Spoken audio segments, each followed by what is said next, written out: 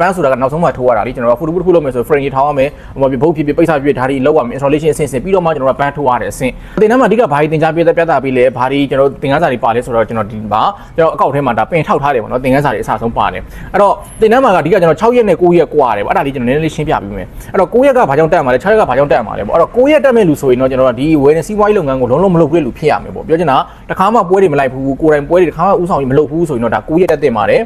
6ရက်သမားကတော့လုပ်ငန်းလက်ရှိလုပ်နေတဲ့ဝင်နေစီးပွားရေးလုပ်ငန်းအခမ်းအနားတွေလိုက်ပြနေတဲ့မန်ဒတ်တွေလိုက်ဆင်းနေတဲ့ပန်းလာစေလုပ်ငန်းကိုလုပ်နေတဲ့လူဆိုရင်တော့ဒါ6ရက်တက်တင်တယ်။ဘာကြောင့်လဲဆိုတော့ तू ကပန်းထိုးနီးစနစ်ကိုပဲအဓိကကျွန်တော်တို့ကဒါသင်ရမှာဖြစ်တဲ့အတွက်9ရက်မှာကျတော့နောက်ထပ်3ရက်မှာကျတော့ကျွန်တော်အဓိက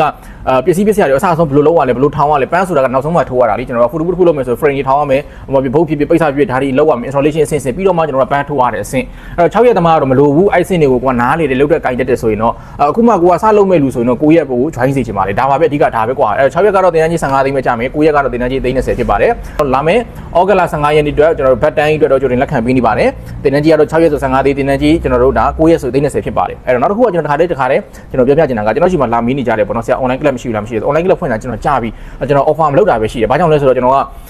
အပြင်တင်တန်းကိုပဲပို့ပြီးတော့ join စေချင်တယ်ဘာကြောင့်လဲဆိုတော့အပြင်လာတင်မှသာလေကျွန်တော်ကပန်းကိုထိတွေ့မှုရှိမယ်ပစ္စည်းပစ္စည်းတွေလည်းကိုယ်တိုင်ကင်ဆန်ရမယ်အဲ့တော့ပန်းတွေလည်းကိုယ်တိုင်ထိုးရမယ်ကိုယ်တိုင်ဖြုတ်ရမယ်ဒီပန်းနဲ့ကျွန်တော်တို့ကအရောတော်ဝင်ဖြစ်နေမှရင်းနှီးနေမှကျွန်တော်တို့ကဒီပညာရက်ကိုကျွန်တော်တို့ကဒါပို့ပြီးတော့အောင်ဆိုင်နိုင်မှာဖြစ်တယ်ပို့ပြီးတော့မှတ်မိနိုင်မှာလည်းဖြစ်တယ်ပေါ့နော်ကိုက online ကတက်ပြီးတော့လုပ်လိုက်မလုပ်လိုက်ကိုမှပန်းလည်းမရှိဘူးဆိုတော့ဒါချင်းနေတယ်မေ့မှာတော့ဒါမေ့မှာပေါ့နော်အဲ့တော့ပြောချင်တာကျွန်တော်က